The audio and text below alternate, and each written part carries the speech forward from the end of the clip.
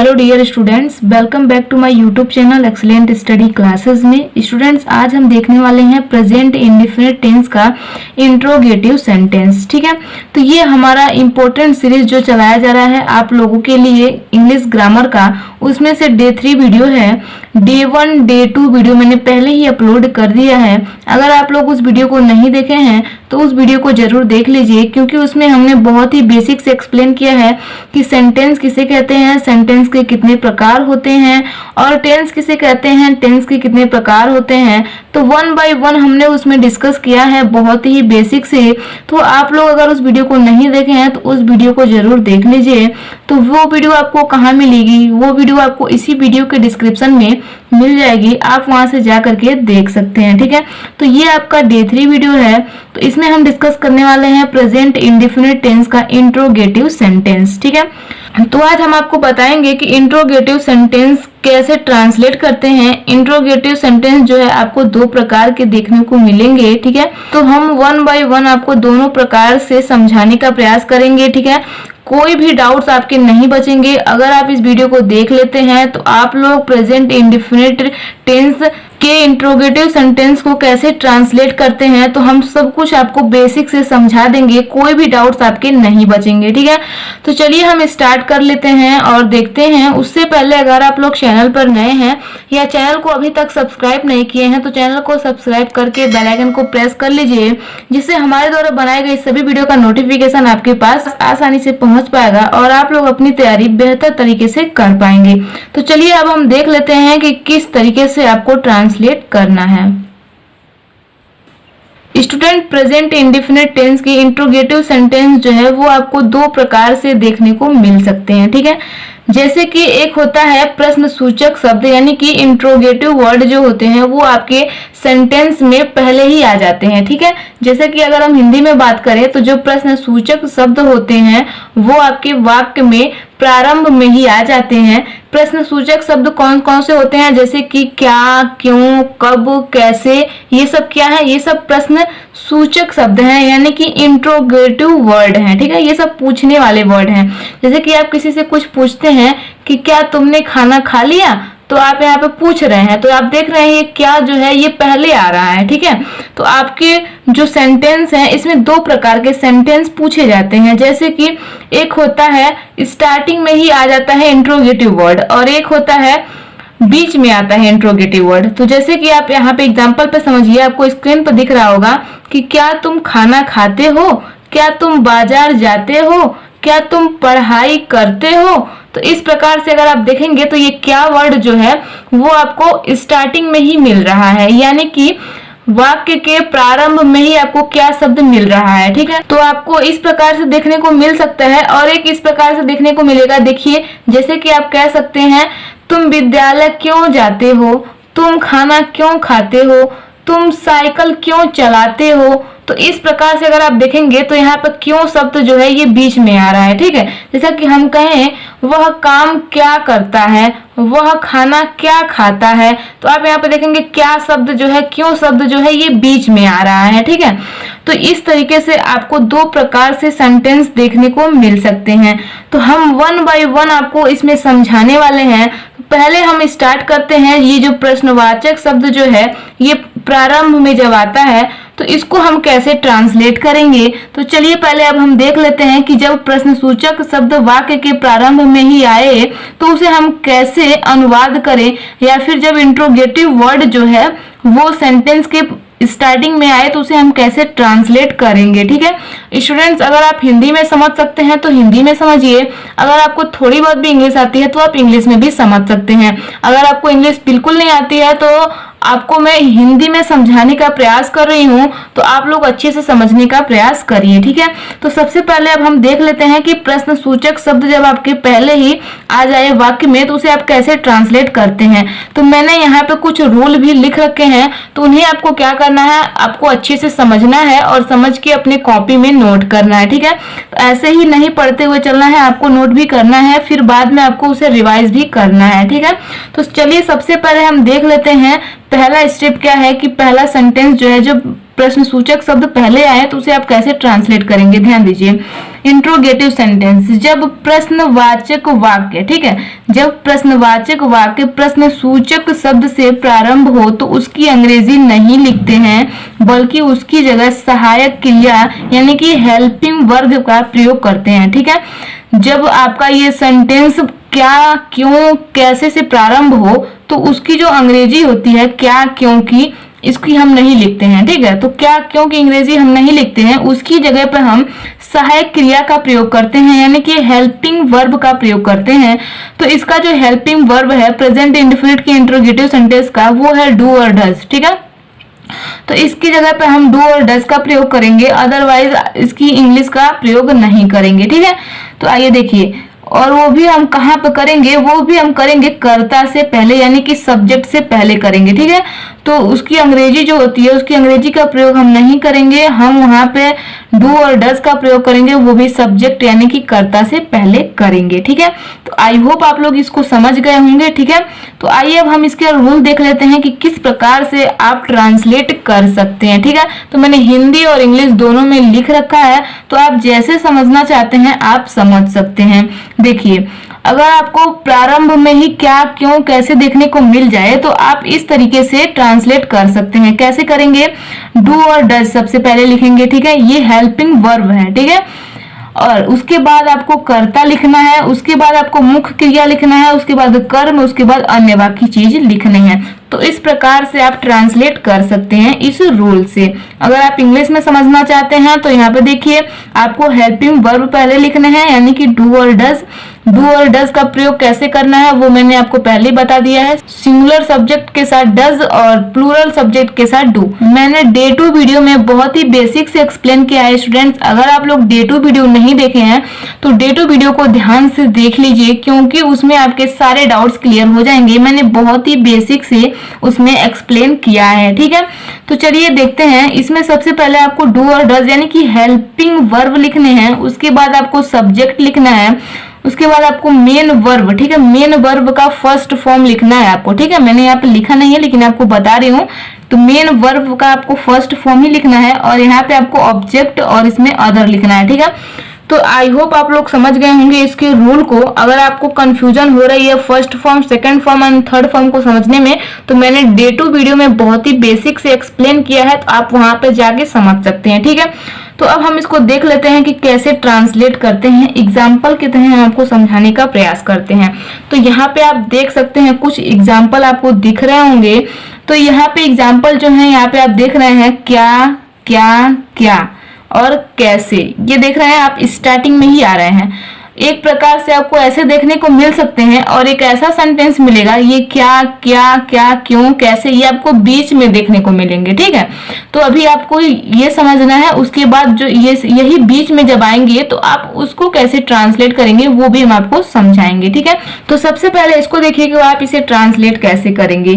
तो आपको अगर कहीं भी सेंटेंस दिख रहे हैं, वाक्य दिख रहे हैं, तो आपको सबसे पहले आपको रूल को अपने माइंड में सेट करना होगा, रूल को देखना होगा कि रूल क्या है। ठीक है, तो यहाँ पर रूल सबसे पहले आपको डू और डज लिखना है और उसके बाद आपको सब्जेक्ट, मेन वर्ब, ऑब्जेक्ट, उसके बाद अदर। तो आप सेंटेंस पढ़ेंगे, इसमें क्या लिखा हुआ है, क्या तुम किताब पढ़ते हो। तो इसमें क्या कहा जा रहा है, क्या तुम किताब पढ़ते हो। तो इसमें सबसे पहले सब्जेक्ट देखिए, सब्जेक्ट तुम है। ठीक है, और इसमें जो मेन वर्ब है वो आपका पढ़ते हैं। ठीक है, यानी कि अगर हम मुख्य क्रिया की बात करें तो इसमें पढ़ते हैं और इसमें कर्ता की बात करें तो ये तुम है। ठीक है स्टूडेंट्स, बहुत ही बेसिक से हम आपको समझाने का प्रयास कर रहे हैं, तो आप लोग कोशिश जरूर करिएगा समझने की। ठीक है, बहुत ही सिंपल चीजें हैं ये, अगर आप एक बार समझ गए तो आप लोग भूलेंगे नहीं। ठीक है, तो पहले आप लोग ध्यान से समझिए, उसके बाद आप लोगों को सारी चीजें आसान लगने लगेंगी। ठीक है, तो देखिए इसमें सबसे पहले सब्जेक्ट आपको ढूंढना होगा, तो सब्जेक्ट तुम है। ये सब मैंने बेसिक से एक्सप्लेन किया है डे 2 वीडियो में। ठीक है, तो अगर आप लोग उसको नहीं देखे हैं तो उसको जरूर से देख लीजिए। ठीक है, तो देखिए सबसे पहले आपको इसमें क्या की इंग्लिश तो नहीं लिखनी है, इसमें मैंने आपको पहले ही यहाँ पे बता दिया कि जब आपका प्रश्न सूचक शब्द से आरंभ होता है कोई भी वाक्य तो वहां पे हम उसकी अंग्रेजी नहीं लिखते हैं, जैसा कि मैंने आपको पहले ही बता दिया है। ठीक है, तो यहाँ पे प्रश्न सूचक शब्द से ही आरंभ हुआ है, यानी कि क्या से आरंभ हुआ है, तो हम इसकी अंग्रेजी नहीं लिखेंगे। इसकी जगह पे हम सहायक क्रिया यानी कि हेल्पिंग वर्ब लिखेंगे। ठीक है, तो हेल्पिंग वर्ब क्या है यहाँ पे, यानी कि डू और डज है। तो यहाँ पे हम क्या लिखेंगे, यहाँ पे हम डू लिखेंगे। क्यों लिखेंगे, क्योंकि यह कर्ता जो है यहाँ का ये बहुवचन है, यानी कि प्लूरल है। तो जब प्लूरल कर्ता होता है तो यानी कि प्लूरल सब्जेक्ट होता है तो वहां पे हम डू का प्रयोग करेंगे। अब सिंगुलर सब्जेक्ट की जगह पे हम डज का प्रयोग करेंगे। तो यहाँ पे हम डू लिखेंगे। ठीक है, तो यहाँ पे हम डू लिख देंगे। उसके बाद यहाँ पे देखिए क्या कह रहा है, यहाँ पे डू लिखने के बाद यहाँ पे देखिए सब्जेक्ट लिखने को बोल रहा है। तो इसमें सब्जेक्ट क्या हो जाएगा, आपका तुम है, तो यहाँ पे हम लिखेंगे यू। ठीक है, और उसके बाद देखिए इसमें मेन वर्ब लिखने के लिए बोल रहा है। तो मेन वर्ब इसमें कौन सा है, पढ़ते, यही तो कर रहा है काम करने को ही, तो पढ़ते को जो पढ़ रहा है यही तो मेन वर्ब है। तो इसको हम क्या लिखेंगे, कोने माने पढ़ना होता है, तो रीड मतलब पढ़ना होता है। ठीक है, तो हम लिख देंगे यहाँ पे रीड। ठीक है, तो ये हम फर्स्ट फॉर्म ही लिख रहे हैं, रीड का फर्स्ट फॉर्म ही, आपको फर्स्ट फॉर्म ही लिखना है इसमें। उसके बाद आपको लिख देना है जो इसमें बच रहा है, इसके बाद क्या बच रहा है, ये बच रहा है किताब, तो किताब को हम लिख देंगे द बुक। ठीक है, तो इस तरीके से आप इसको ट्रांसलेट कर सकते हैं। और उसके बाद इसको ट्रांसलेट करने के बाद आपको इंट्रोगेटिव का मार्क होता है, इसको प्रश्नवाचक चिन्ह कहते हैं। ठीक है, तो इसको आपको लगाना जरूरी है जब आप इंट्रोगेटिव सेंटेंस को ट्रांसलेट कर रहे हैं, तो आपको ये इंट्रोगेटिव मार्क लगाना जरूरी होता है। ठीक है, तो इसको आप लोग जरूर भूलिएगा मत, तो इसको जरूर लगाइएगा। अब यहाँ पे ध्यान दीजिए, अब आपको क्या लिखना है, क्या तुम विद्यालय जाते हो, तो आप इसका ट्रांसलेट कैसे करेंगे। तो इसका ट्रांसलेट करने के लिए आपको देखना क्या है, ये एक वचन नहीं है, ये भी बहुवचन ही है, यानी कि यह प्लूरल सब्जेक्ट है। तो इसके लिए भी हम यहाँ पे डू का प्रयोग करेंगे। ठीक है, उसके बाद हम यू लिखेंगे।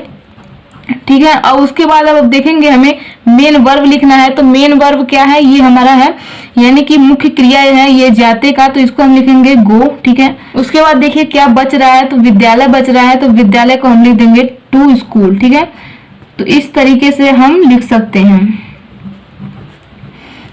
तो आई होप आप लोग समझ रहे होंगे कि किस प्रकार से ट्रांसलेट कर सकते हैं। ठीक है, तो आगे का नेक्स्ट हम देख लेते हैं। नेक्स्ट है, क्या रिया अंग्रेजी बोलती है, तो इसको अगर हम ट्रांसलेट करेंगे तो ये आपका क्या हो जाएगा, यहाँ पे देखिए सब्जेक्ट कौन है, तो इसमें सब्जेक्ट आपकी रिया है। ठीक है, तो रिया क्या है, सिंगुलर है या प्लूरल है, तो रिया है सिंगुलर। ठीक है, मैंने आपको बताया था कि अगर नाम हो तो वो सिंगुलर ही होता है। तो यहाँ पर रिया है तो सिंगुलर है, तो यहाँ पे हम डज का प्रयोग करेंगे। ठीक है, तो यहाँ पे हम डज प्रयोग करेंगे। उसके बाद हम सब्जेक्ट लिखेंगे, तो ये आपका रिया लिखना है। उसके बाद आपको लिखना है मेन वर्ब, यानी कि बोलती, कोने माने बोलती होता है, तो स्पीक मतलब बोलती होता है। ठीक है, मैंने स्पीक मतलब बोलना होता है। तो इन सब की मीनिंग आपको याद करना होगा, तभी आप लोग ट्रांसलेट कर पाएंगे। उसके बाद क्या बच रहा है, अंग्रेजी बच रहा है, तो अंग्रेजी को हम लिख देंगे इंग्लिश। ठीक है, तो इस प्रकार से आप इसको ट्रांसलेट कर सकते हैं।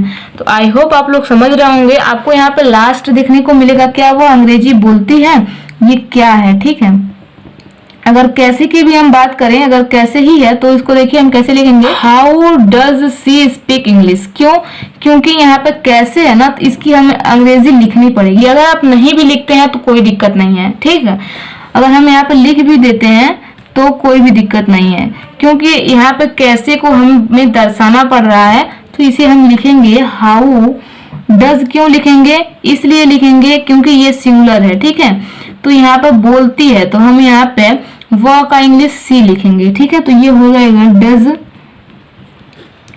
सी। ठीक है, स्पीक इंग्लिश।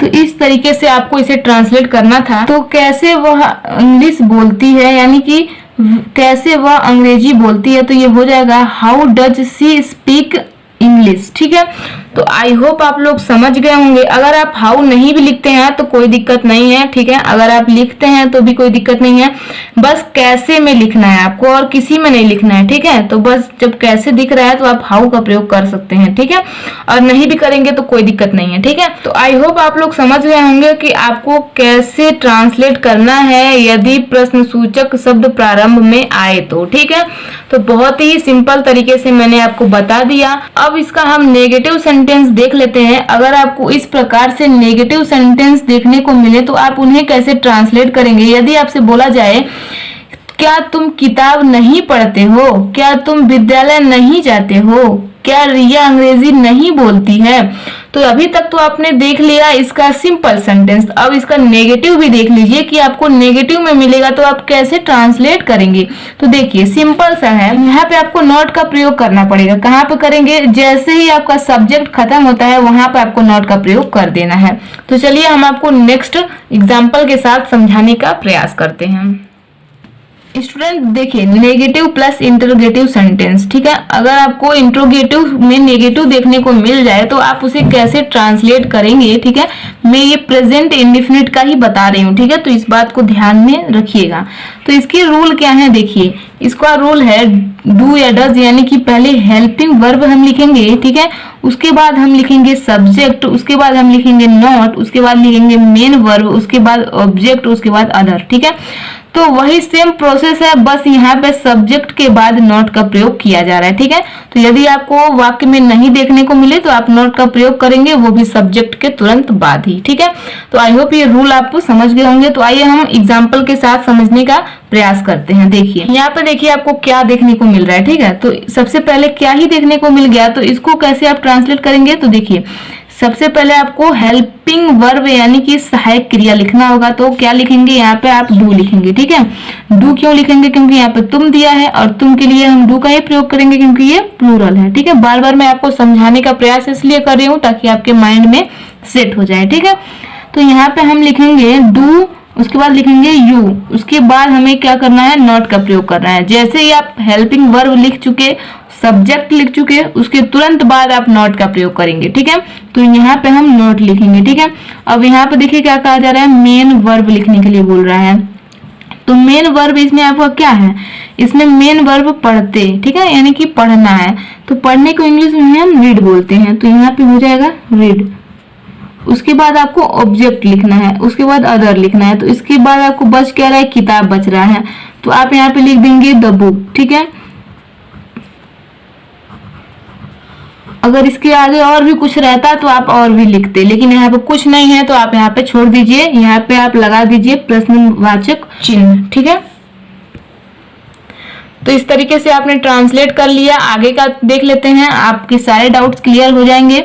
यहाँ पे देखिए, यहाँ पे लिखना है आपको डू, ये क्या कहा जा रहा है, क्या तुम विद्यालय नहीं जाते हो। तो सबसे पहले हम यहाँ पे लिखेंगे डू, उसके बाद लिखेंगे यू, उसके बाद लिखेंगे नॉट, उसके बाद जाते का लिखेंगे गो टू स्कूल, ठीक है।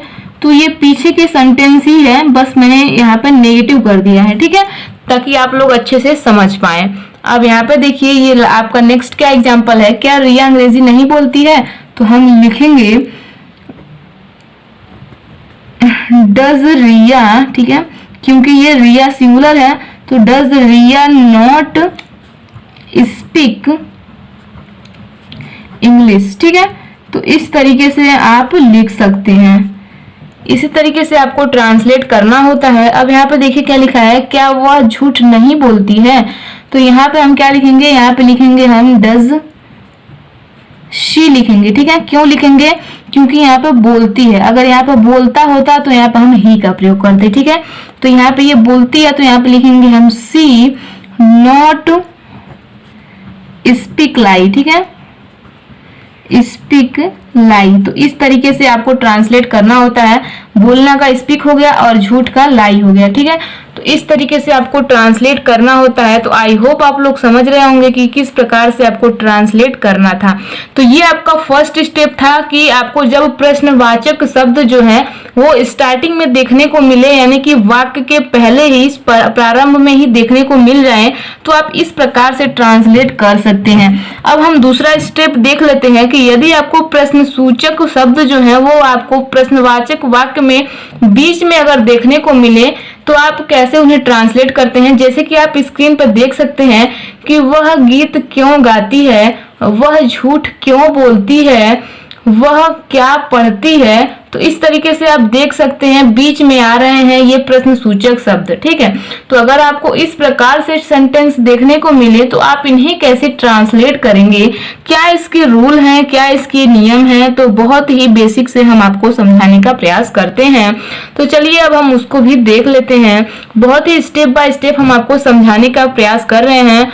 आई होप आप लोगों को समझ में आ रहा होगा। तो देखिए, सबसे पहले ये देखिए आपको क्या करना है, जब भी आपको प्रश्न सूचक बीच में देखने को मिले, ठीक है, तो आपको देखिए इसके क्या रूल है। जब प्रश्नवाचक वाक्यों में प्रश्न सूचक शब्द बीच में, ठीक है, यानी कि बीच में आए तो उसकी अंग्रेजी सबसे पहले लिखी जाती है। जब भी आपके प्रश्न सूचक वाक्यों में आपको प्रश्न सूचक शब्द पहले देखने को मिले तो आपको उसकी अंग्रेजी नहीं लिखनी होती है, जैसे कि मैंने आपको पहले ही बताया। लेकिन जब आपको प्रश्नवाचक वाक्यों में प्रश्न सूचक शब्द बीच में देखने को मिले तो आप क्या करेंगे, सबसे पहले उसकी अंग्रेजी लिखेंगे, यानी कि कर्ता से भी पहले लिखेंगे, ठीक है। तो उसकी अंग्रेजी आपको लिखनी पड़ेगी जब आपको बीच में देखने को मिलेगी। लेकिन जब आपको सबसे पहले देखने को मिल रहा है तो आपको उसकी अंग्रेजी नहीं लिखनी होती है, जैसे कि मैंने आपको पहले बताया है आगे, ठीक है। लेकिन अगर आपको बीच में देखने को मिल रहा है, क्या, क्यों, कब, कैसे, ये सब वर्ड जो है आपको बीच में देखने को मिले वाक्य के, तो आपको उसकी अंग्रेजी लिखनी होगी, और वो भी सबसे पहले लिखनी होगी। सेंटेंस के स्टार्टिंग में ही उसकी अंग्रेजी लिखनी होगी, ठीक है। स्टूडेंट्स, जो मैं बोलती हूँ उन पर ध्यान दिया करिए आप लोग, बहुत ही इंपॉर्टेंट चीजें हैं ये। अभी ये सब बेसिक चीजें हैं, तो आपको अगर कठिन लग रही हैं तो आप लोग उस पर फोकस मत करिए, आप लोग सीखने पे फोकस करिए। आप लोग सीख जाएंगे अगर आप ध्यान से पढ़ेंगे तो, ठीक है। तो अगर आपको क्या, कब, क्यों, कैसे बीच में देखने को मिले तो आप उसकी अंग्रेजी लिखेंगे, वो भी स्टार्टिंग में ही, ठीक है। तो आई होप आप लोग समझ गए होंगे। अब इसके रूल को देख लीजिए कि किस प्रकार से आप ट्रांसलेट करेंगे। देखिए, हिंदी में और इंग्लिश में दोनों में मैंने लिख रखा है, तो आप जिस तरीके से समझना चाहते हैं आप समझ सकते हैं। देखिए, हिंदी में प्रश्न सूचक शब्द जैसे कि क्या, क्यों, कब, कैसे, इसे हम प्रश्न सूचक शब्द कहते हैं, ठीक है। प्रश्न सूचक शब्द पहले लिखेंगे, उसके बाद लिखेंगे हम हेल्पिंग वर्ब, यानी कि डू एंड डज लिखेंगे, यानी कि सहायक क्रिया, ठीक है। उसके बाद हम लिखेंगे कर्ता, उसके बाद लिखेंगे मुख्य क्रिया, उसके बाद कर्म, उसके बाद अन्य बाकी चीज, ठीक है। तो इस तरीके से आप ट्रांसलेट करेंगे यदि आपको सेंटेंस दिख रहे हैं तो, ठीक है। अब यहाँ पे इंग्लिश में भी लिख रखा है तो ये भी आप लोग देख लीजिए, जैसे कि इंट्रोगेटिव वर्ड, यानी कि क्या, क्यों, कब, कैसे, इसी को हम इंट्रोगेटिव वर्ड बोलते हैं, ठीक है।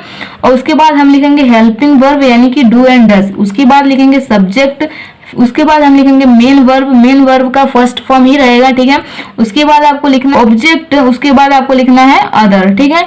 तो ये आपके रूल है, बहुत ही बेसिक से मैं आपको समझा रही हूँ। तो आइए अब हम देख लेते हैं, एग्जाम्पल के साथ समझने का प्रयास करते हैं कि किस प्रकार से ट्रांसलेट किया जाएगा अगर आपको इस प्रकार से सेंटेंस देखने को मिले तब। स्टूडेंट, आप यहाँ पर देख सकते हैं, तुम झूठ क्यों बोलती हो, वह गीत क्यों गाती है, वे विद्यालय कैसे जाते हैं। तो आप यहाँ पर देख रहे हैं ये जो इंट्रोगेटिव वर्ड हैं, यानी कि प्रश्न सूचक शब्द जो हैं, ये आपको बीच में देखने को मिल रहे हैं, ठीक है। ये है प्रश्न सूचक शब्द, ये नहीं है, ठीक है। तो ये आपको देख रहे हैं, अब ये आपको बीच में देखने को मिल रहे हैं। तो यदि आपको इस प्रकार से देखने को मिले तो आपको ट्रांसलेट करने का मैंने रूल बताया, ठीक है।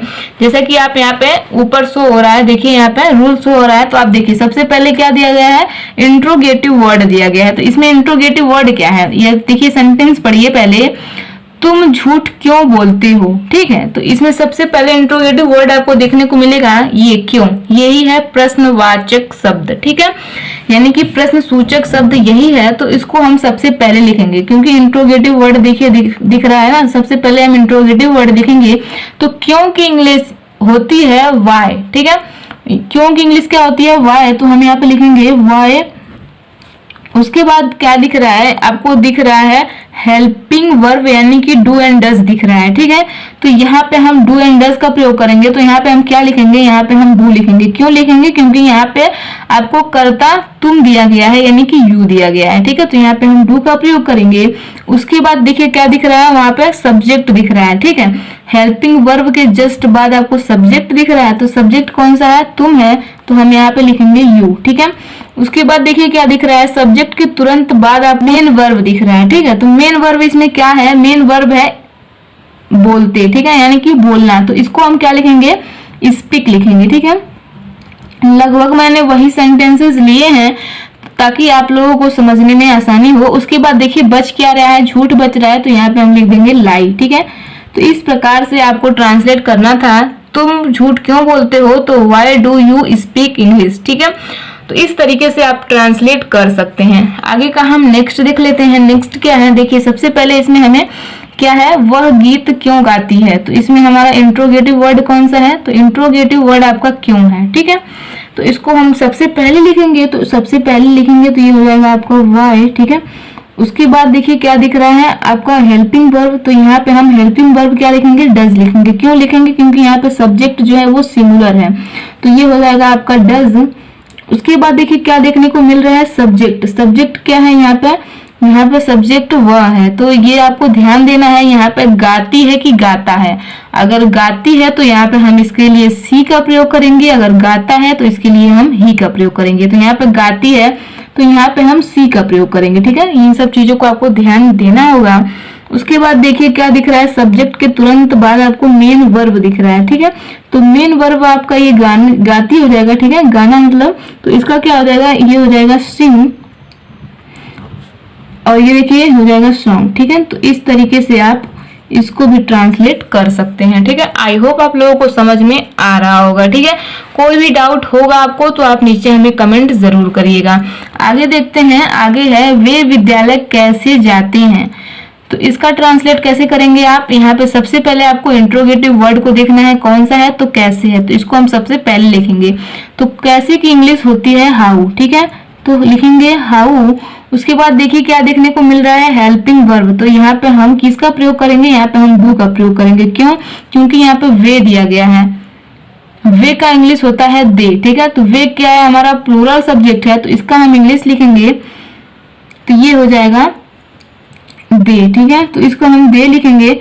ये वे है इसीलिए हम यहाँ पे डू का प्रयोग किया है। अगर यहाँ पे कुछ और होता, नाम होता, वह होता, तो यहाँ पे हम डज का प्रयोग करते हैं। ठीक है, तो इस तरीके से आपको ये लिखना है। उसके बाद देखिए सब्जेक्ट के तुरंत बाद आपको मेन वर्ब दिख रहा है, तो मेन वर्ब है इसमें गो, मतलब जाना, जा रहा है इसमें, तो इसमें क्या हो जाएगा, गो हो जाएगा।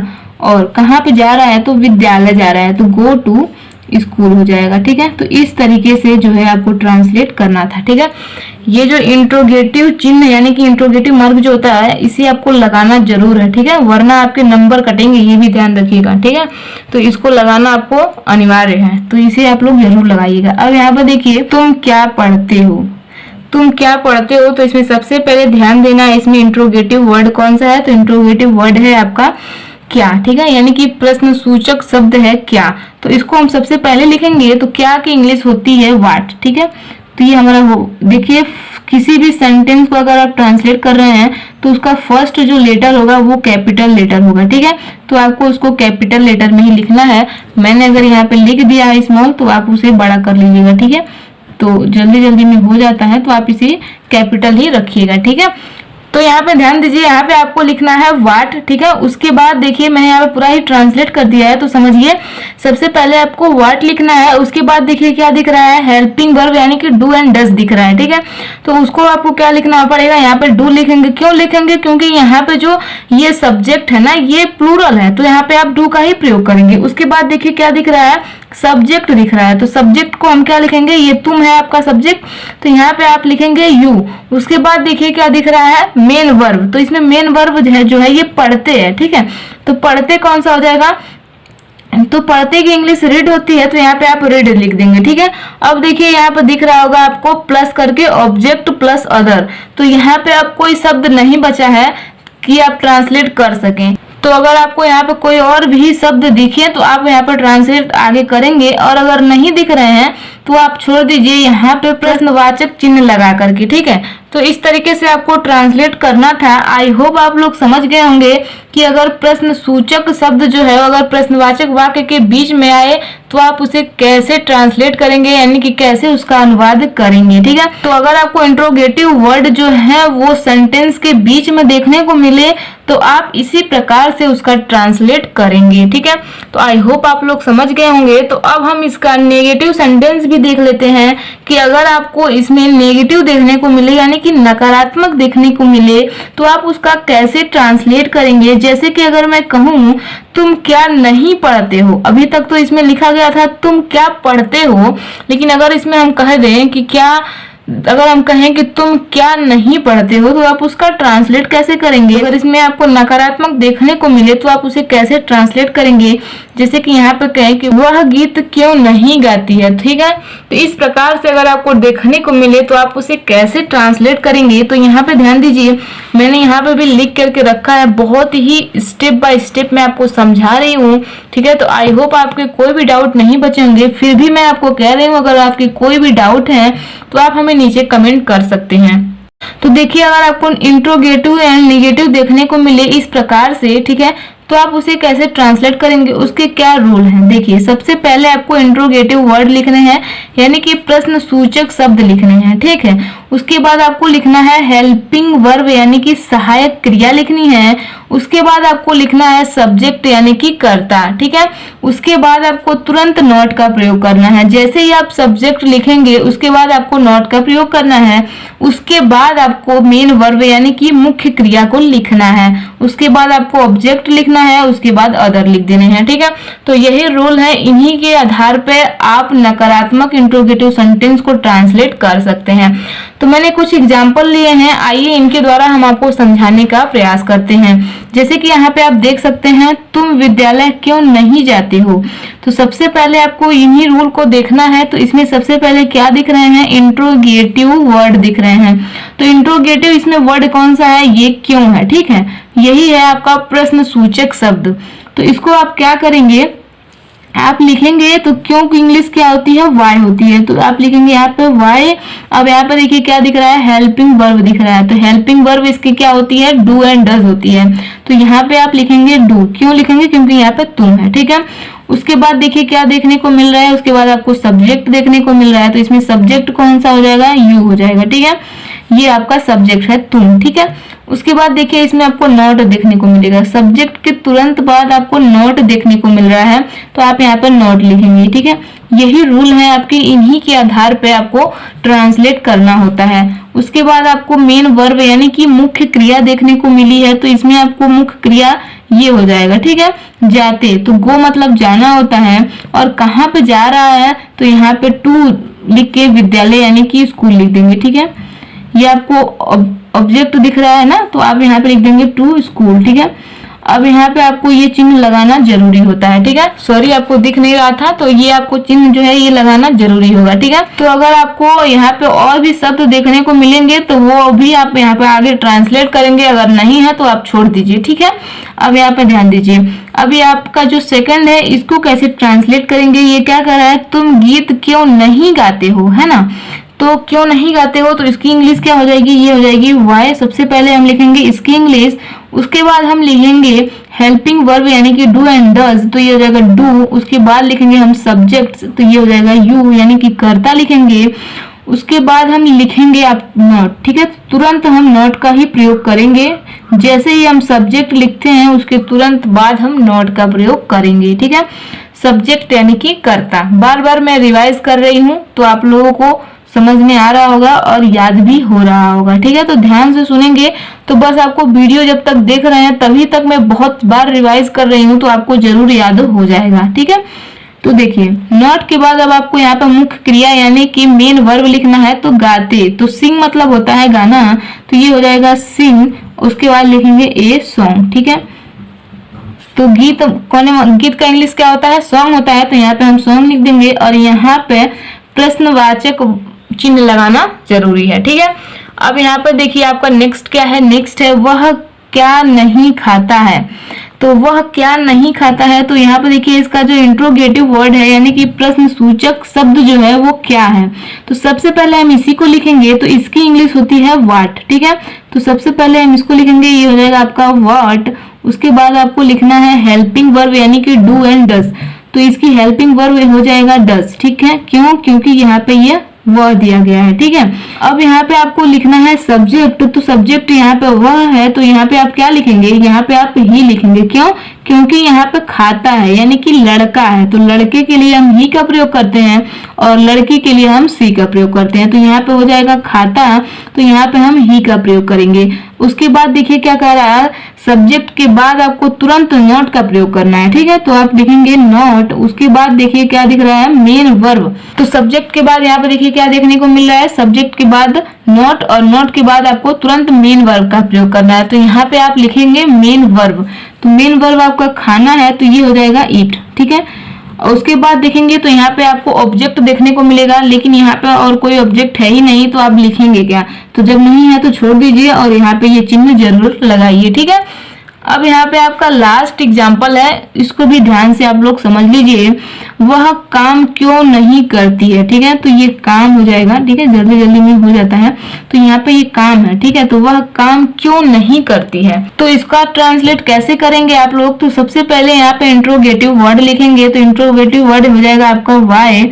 उसके बाद आपको लिखना है डज, क्योंकि ये सिंगुलर सब्जेक्ट है। उसके बाद आपको लिखना है करता, यानी कि सब्जेक्ट। तो सब्जेक्ट आपका वह है, तो यहाँ पे आप क्या लिखेंगे, यहाँ पे आप सी लिखेंगे। क्यों? क्योंकि यहाँ पे करती है, यानी कि लड़की है, तो लड़की के लिए हम सी का प्रयोग करेंगे। उसके बाद हम सब्जेक्ट के तुरंत बाद नॉट का प्रयोग करेंगे।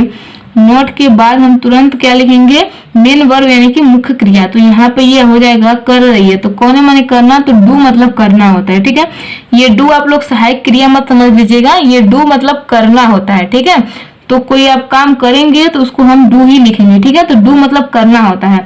उसके बाद हम लिखेंगे इसमें काम क्या है, ये आपका ऑब्जेक्ट है, तो ये हो जाएगा आपका वर्क। ठीक है, तो इस तरीके से आपको इसे ट्रांसलेट करना था। ठीक है, तो आई होप आप लोग समझ गए होंगे। तो अगर हम कहें कि वह काम क्यों नहीं करती है, तो इसकी इंग्लिश हो जाएगी why does she not do work. ठीक है, तो इस तरीके से आप इसे ट्रांसलेट कर सकते हैं। तो आई होप आप लोग समझ गए होंगे।